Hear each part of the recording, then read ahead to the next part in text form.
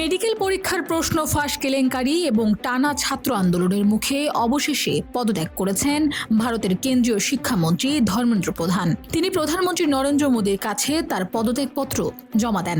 সম্প্রতি ভারতের মেডিকেল প্রবেশিকা পরীক্ষায় প্রশ্ন ফাঁসের ঘটনাকে কেন্দ্র করে দেশ জুড়ে তীব্র আলোড়ন সৃষ্টি হয়। শুরু থেকেই আন্দোলনকারীদের কটাক্ষ করে তেলাপোকা বা ককরোচ বলে অভিহিত করা হলেও তা দমনে ব্যর্থ হয় প্রশাসন। উল্টো প্রতিবাদকারীরা ককরোচ জনতা পার্টি ব্যানার নিয়ে নয়াদিল্লির যন্তর মন্তরে শক্তিশালী অবস্থান গড়ে তোলে।